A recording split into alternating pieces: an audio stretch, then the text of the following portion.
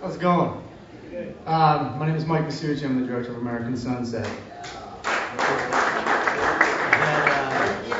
I had the privilege and honor of working with some tremendously talented cast on this. And the first one, Mr. Corey Haim. So, Corey, come on up here, buddy.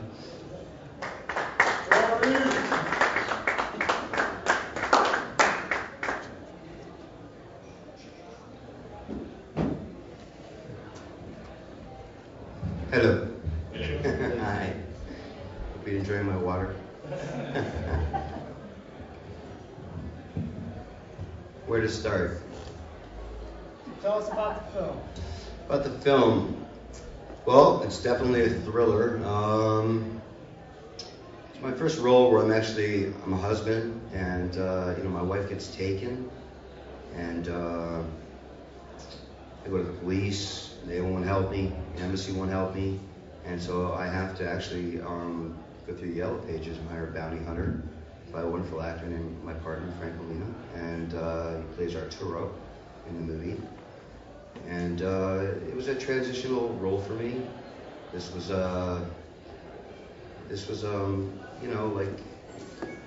transitional role. I mean, I grew up, so it was a wonderful experience, and we filmed in New Brunswick and Moncton and Fredericton. And these locations we had, just everything worked. It was smooth, it was fun, and the movie is basically it's about 6 clues, 24 hours to find my wife, do the right thing, and I couldn't have pulled the role off without my partner Frank Molina at all. It was just that we clicked right off the bat, and Michael Masucci's directing was just unbelievably great, unbelievable, and Jackie's writing, my hat's off to you, it was unbelievable, and we made it work, and that's what it's all about, is working and making it work, and it was a pleasure to work on this movie. It was a pleasure. I have a question. What was it like going back to Canada after all these years? Yeah, boss. It was, I was born with ice in my blood. I'm Canadian, so going back to Canada was great. I love Canada. It's where I'm from. It's where my heart is always going to be. It's good. It's really good. It's really good. And I worked with you, Officer Rankin. Any questions from anybody? It's a silent crowd. What's next for you? What do you want to do next? What kind of movie do you want to do next? I'm doing something called, I just wrapped something called Decisions, and I play a corrupt cop, sort of like a Denzel in Training Day. And then I have a detour in life coming up, which is sort of like the Horse Whisperer, if you will. And then after that, I have a Warner Brothers, Universal, and it's been years. It's a worldwide theatrical release, and it's kind of like the new animation they have for, Christmas Carol, the new Jim Carrey movie. So I've never done that before, any green screen. So that's going to be very cool. Really looking forward to working with Warner Brothers again, and Universal will be involved this time. And 95% of it's green screen, so I'm just going to figure out how to work with this green thing behind me. Because when I was starting the business, it was blue screen, and now it's green screen. So I've never done anything like that. So I'm really, really looking forward to that. And things are kicking off really well. I'm very happy about the way things are going. Really happy. Yes, sir. Yeah, it was the first time you worked with Frank Molina. What was it like? I got to tell you, working with Frank, wow. I mean, when I worked with Frank, I finally understood what a method actor really is. And it was not only a joy to work with him, but we clicked literally right off of the bat, literally. And it was not only a partnership on camera, but like a partnership in real life. We bonded instantaneously, and like I said, this movie I wouldn't be as happy, and the movie wouldn't be what it is without Frank in it. I mean, it was a wonderful experience. I heard Frank punch you in the face. We had a little accident. We had a little accident happen.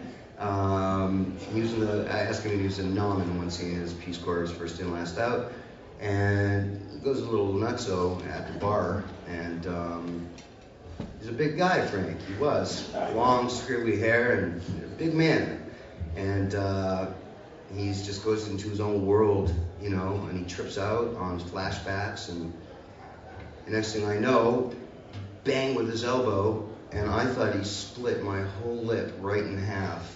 And actually, it's not in the movie, but they cut that part out, I think. I said to one of the extras while he left, and then I had to follow him out to continue to the other scene. I said, is my lip bleeding? I really wanted to know, you know, because I thought he really, and I was like, continuity, oh no. You know, it would have worked though. I mean, you know, and that was the great thing about this movie. Anything that really happened worked, you know. The differences in the movie and the rewrites while we were working, the improvs as we were going on, and that's what made it dynamic to Frank and I.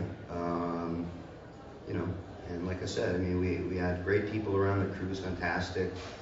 You know, and on these low-budget independent movies, you know, you really get to sink your teeth more so into your character, and you get to really, really like, you know, you get enveloped, like you get enthralled with the script so much.